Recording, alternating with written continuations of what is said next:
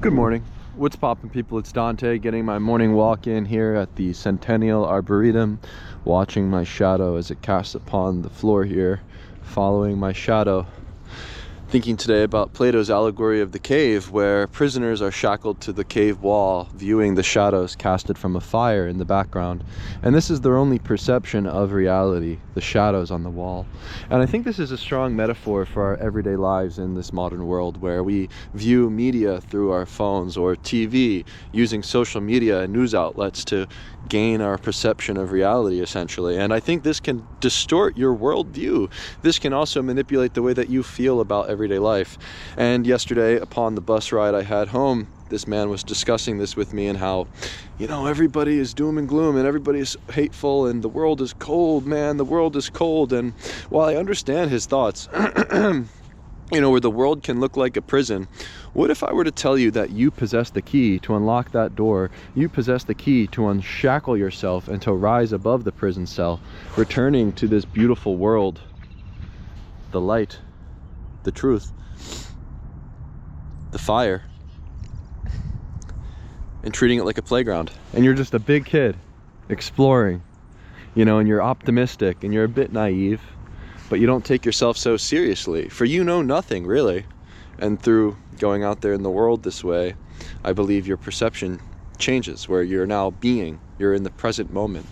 Where to be shackled to the cave wall is to be in a state of becoming, to be in a state of change, where everything is being manipulated in front of you, between the relationships of that fire casting shadows on the wall and your perception of them. When you think about it, when you make a photograph, it's like you're casting the shadow on the wall. When you make a photograph, you're not necessarily depicting what life is, but what it could be. And so when I think about this notion of abstracting reality through the use of a camera, where I'm using light and shadow play, returning to the essence of photography, phos meaning light, graphia meaning writing or drawing. I'm drawing with light and I'm creating an instant sketch of light, but it's not necessarily what it is. It's what it could be. And so within the four corners of the frame is a pretty good lie, right? Where a photograph doesn't necessarily tell the truth when you think about it. And so I remind myself that life is outside of the four corners of the frame. Life is outside of the box. Life is outside of the cave.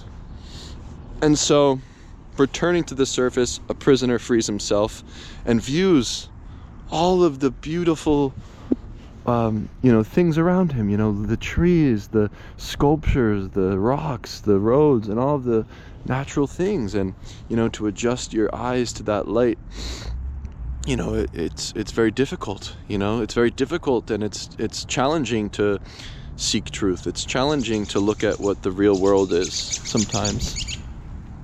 But I believe that by freeing yourself, your mind, your body, your spirit, and returning to the light, returning to the surface, you then enter a flow state where you now no longer exist within this passage of time, where we have a past, we have a future, but these things aren't of our concern. For when you're moving and you're photographing and you're walking through life, making these images, you create your own world, and I believe exist in the moment. You exist outside of this passage of time. And we're simultaneously, as photographers, I believe, within this stream of becoming, while simultaneously in this state of being, which is a very interesting place to be, sort of on that fine line between order and chaos. I find this is where the photographer should be, articulating the unknown and putting order in our frames. Using light and shadow in a way to return to the essence of the medium is giving me this powerful feeling. Through clicking the shutter, I'm affirming life, and I'm saying, yes, I'm changing, I'm evolving each and every day. I'm not only existing in this stream of becoming, but I'm also there, and I'm present when I press the shutter.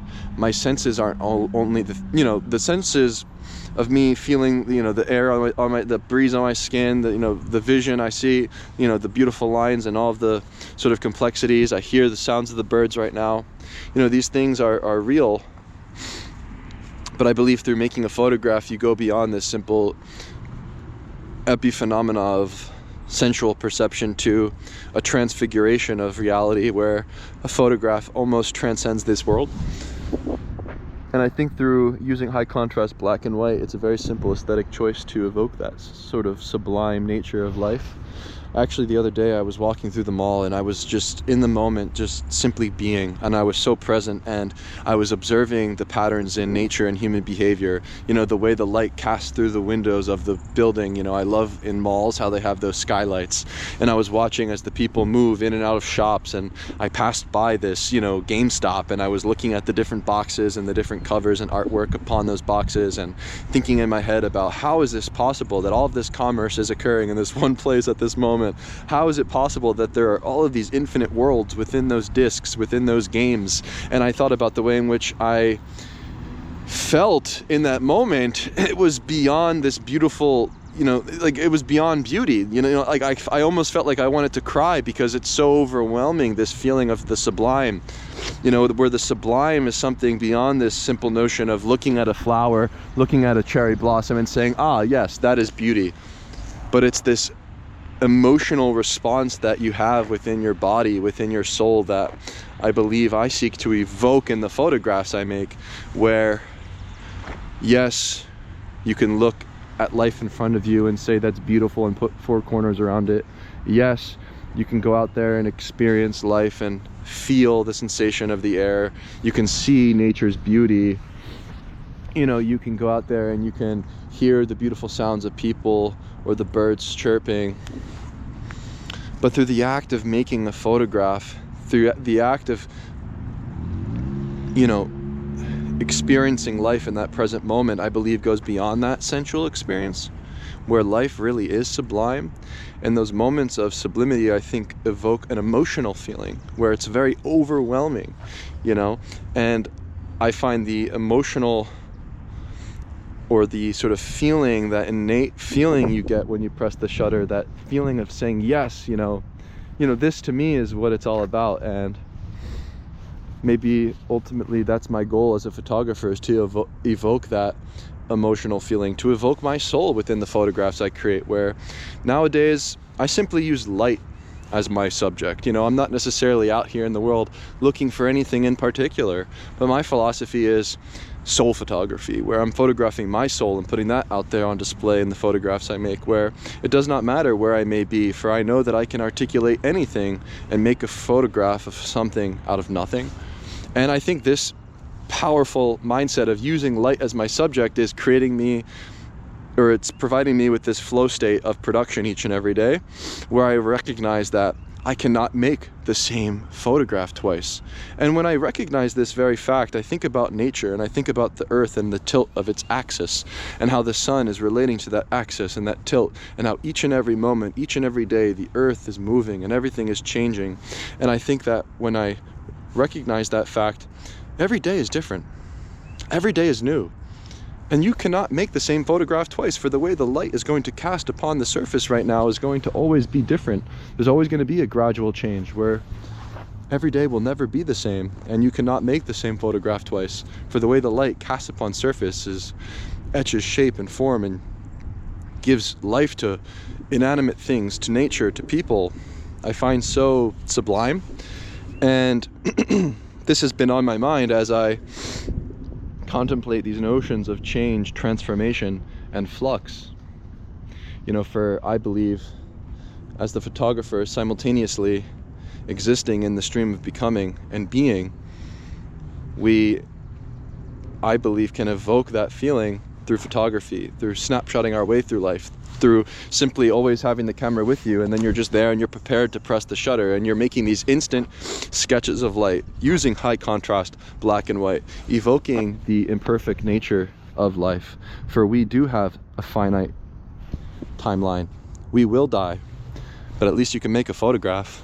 You know, when I look at these beautiful cherry blossoms and the way they bloom and wither away very quickly as they're falling already on the ground, you can see, it reminds me of this notion of wabi-sabi, of the imperfect nature of life, and how imperfection is beautiful, where imperfection is perfection. And these Japanese photographers like Daido Moriyama, evoking through the provoke movement these notions of imperfection, these notions of wabi-sabi, impermanence, I believe is something that I'm trying to adopt within my photography and my philosophy as a way for me to push the boundaries within the medium itself, as I believe that we already know what a great photograph looks like and what a great photograph could be, but maybe it's time to transform the way that we approach photography through returning inward and allowing that to be on display within the photographs we make.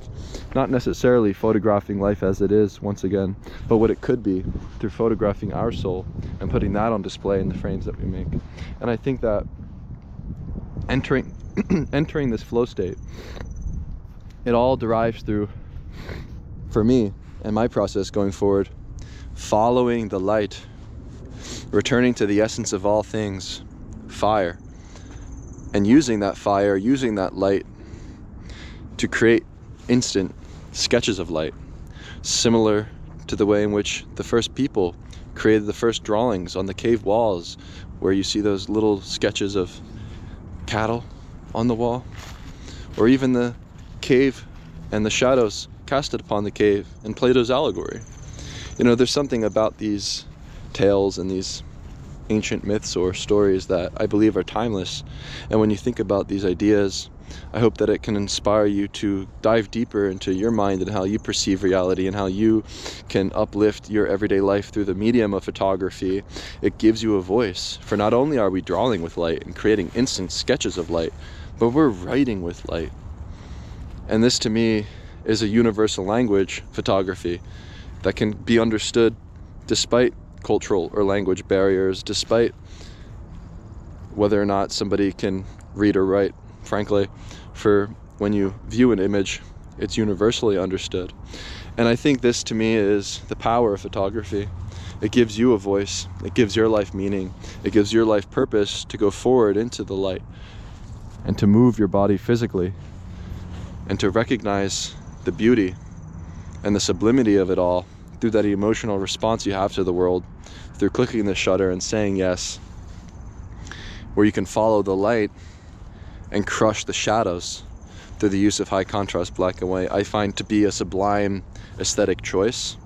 And to me, this is where I seek to be with my photography, is essentially playing on that fine line between the order and the chaos, playing on that fine line between the light and the shadow play as a way for me to push the boundaries within photography. And I think this is, again, the essence of photography, light itself. And so, with that being said, yeah, I hope that some of these thoughts have inspired you today. Maybe I sound a bit